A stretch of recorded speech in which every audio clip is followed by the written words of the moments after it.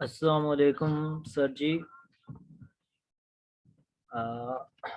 पहले फेज में हमने यहाँ तक बात की थी कि किस तरह जो है वो कोलाइडल पार्टिकल जो हैं वो लाइट स्कैटरिंग करके टेंडल इफेक्ट शो करते हैं। अच्छा, इसके बाद एक बड़ा अच्छा क्वेश्चन राइज होता है कि वाई इज स्काई ब्लू और why is the blue colour scattered mode. अच्छा, पहली बात तो ये है कि जो स्काई का कलर हमें नज़र आता है ये ऐसा होता नहीं ओरिजिनल में। मतलब ये है कि स्काई का अपना कोई कलर नहीं, दैट इज कलरलेस। तो फिर क्वेश्चन ये पैदा होता है कि आखिर स्काई हमें ब्लू ही क्यों नज़र आता है, कोई और कलर क्यों नहीं नज़र आता। और ये जो ब्लू नज़र आता है इसके पीछे वजह क्या है। तो इसके पीछे जो वजह है वो है presence of the gaseous molecules in our atmosphere। और जब इनके ऊपर सूरज की वाइट लाइट आकर पड़ती है तो ये जो गैशियस मॉलिक्यूल्स हैं ये बहुत छोटे होते हैं as compare to the wavelength of visible light coming from the सन।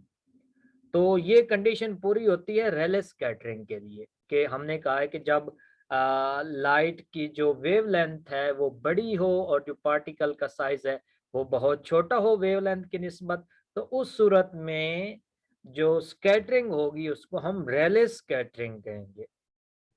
अब मसला ये है कि जो सूरज की रोशनी वाइट लाइट होती है वो 7 रंगों पर मुश्तमिल होती है।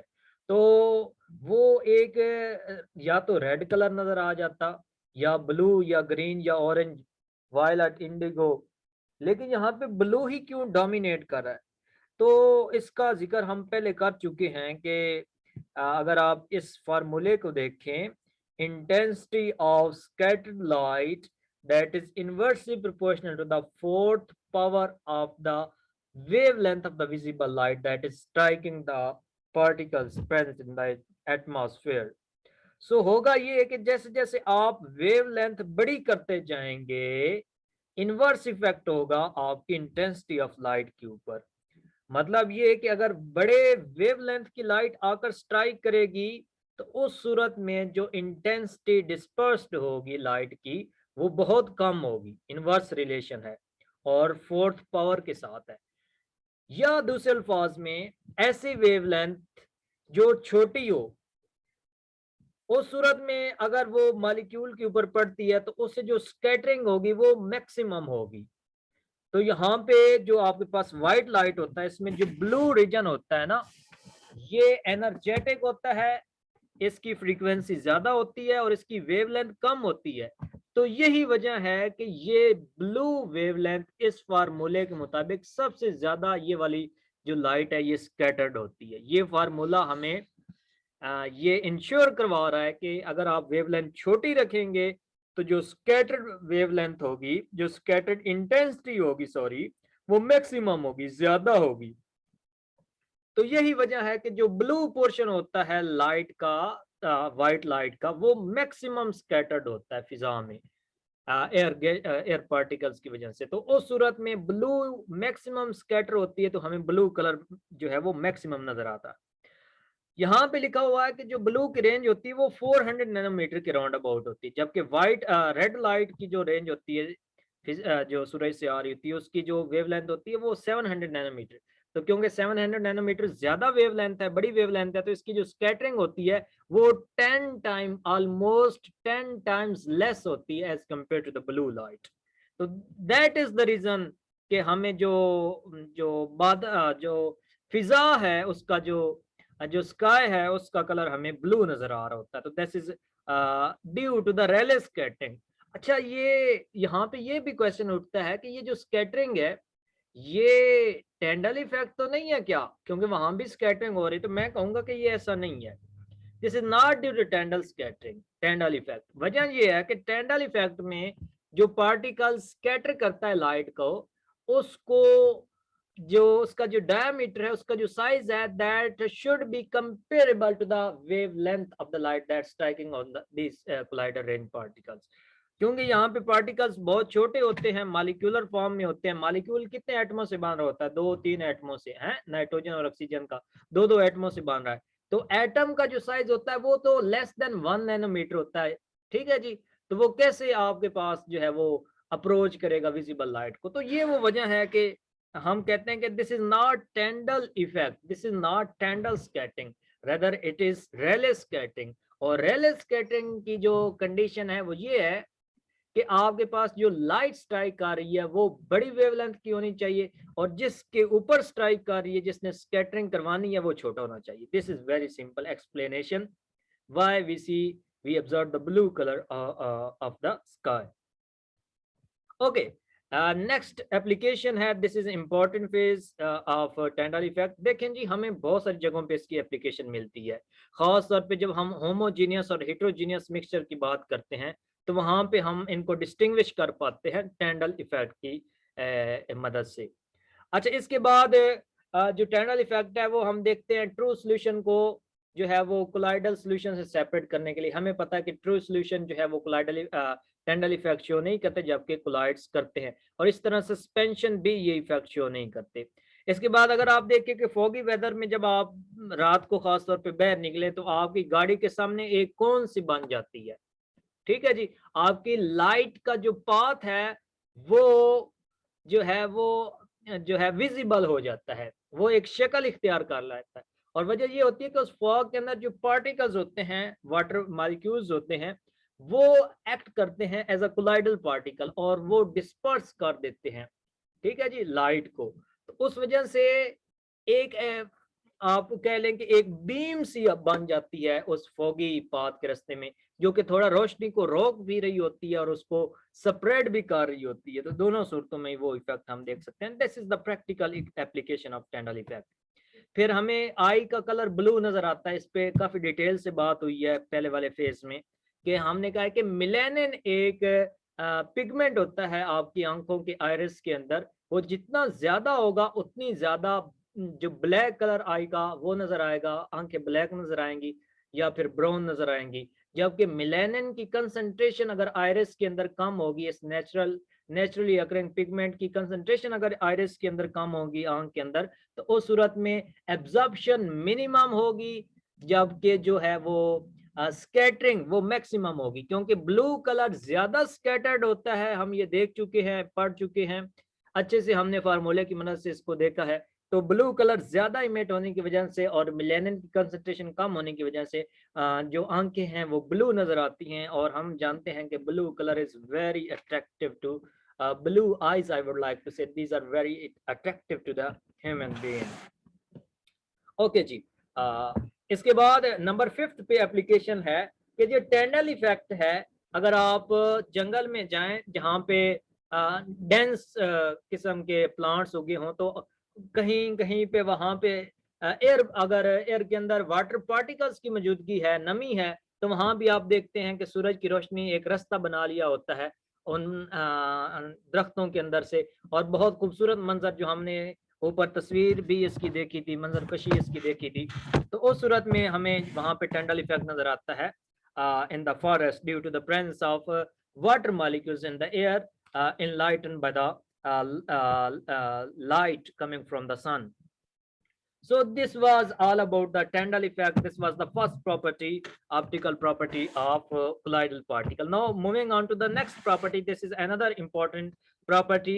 Ultra microscope shows the presence of individual particles. देखें जी, शुरू में हम जब इसको देख रहे थे, हमने जब डिस्कवर किया था, जब जॉन टेंडल ने इस इफेक्ट को डिस्कवर किया था, तो हमें इतनी ज्यादा स्टडीज इसके बारे में नहीं थी कि अच्छा कोलाइडल पार्टिकल इस तरह के होते हैं और ये किस तरह मुंतशिर करते हैं लाइट को और क्या फिनोमेना हो रहा होता है, ये हमें नहीं पता था। हमें ये पता था कि ये हो रहा है। तो अल्ट्रा माइक्रोस्कोप ने हमें एक स्टेप आगे लेकर चली गई और हमें इसने कोलाइडल पार्टिकल के करीब कर दिया। कुछ ज्यादा करीब तो ना किया, लेकिन इतना करीब कर दिया कि हमें एक अंदाजा हो गया कि अच्छा कोलाइडल पार्टिकल इस तरह के होते हैं। कैसे अंदाजा हुआ? क्योंकि अल्ट्रा माइक्रोस्कोप ने हमें एक पिक्चर दी, मुबहम ही सही लेकिन एक पिक्चर दी, जिससे हमें इनके साइज के बारे में आइडिया हुआ, not exact measurement but just idea. अच्छा, हुआ क्या कि सिगमॉन्डे जो है एक साइंटिस्ट था, उसने 1903 में इस इफेक्ट के ऊपर काम किया, टेंडल फिनोमेना के ऊपर, और उसने एक अपरेटस डिवाइस किया, एक अपरेटस बना लिया जिसको अल्ट्रा माइक्रोस्कोप का नाम दिया गया, बड़ी माइक्रोस्कोप कह लें इसको। अच्छा, हुआ ये कि उसने एक इंटेंस बीम ऑफ लाइट ली और कोलाइडल पार्टिकल के ऊपर उसको फोकस किया with the help of lens, converging lens. You may see in this picture as well. Here is a light source, here is converging lens that is being focused on the colloidal particles, and when you focus light on the colloidal particle, you see the bright specks against the dark background. Means that you see the halos of light, the circles of the light around the colloidal particles, indicating the presence of colloidal particles around in the sample of colloids. So when we observe these particles under the microscope, we see all this phenomena, and the entire device was named as ultra microscope. So what was the edge of devising this ultra microscope? That we were capable of saying that yes, there is existence of colloidal particle and they scatter the light. Although we couldn't get too much benefited from this instrument, but we get the idea or estimation about the size of the colloidal particles. Here the writer says that it is notable that the under ultra microscope, the actual particles are not visible. This is important. I'm repeating it again, that actual particles under microscope are not visible. It is larger halos. Halos means that the bright circles that surrounds the light source of scatter light around the particle that are visible. It means that the particles were highlighted in the form of light circles. Okay, these light circles gave us idea of presence of colloidal particles and the idea about the size and the shape. So an ultra microscope does not give us a size or shape of soul particle. It just give us estimation or idea or the presence. It doesn't give us the exact size of the particles. It means that it wasn't a very good technique to see the colloidal particles individually. But although it was a very good improvement, a step ahead to the this very interesting phenomena of light scattering. Now moving to the very modern and very extraordinary technique, that is electron microscope. Colloidal particle can be seen by electron microscope. Well, I would like to share that when I was reading this particular headings, and I thought why it is included in the optical property of the colloid. There is no involvement of light. Although we have seen the light involvement in the Tyndall effect, we have seen the light involvement in the ultra microscope, but we are not using here the light. We are using here the electron beam to see the colloidal particle. So how can we include it into the optical property of the colloids? Then I realized that we are using electron beam to see the colloidal particle. No, we are seeing the colloidal particle. It means optics not only belongs to the light, but optics also belong to the watching and seeing something. And that was my answer. That mind clicked, that my mind was satisfied with my own deliberation.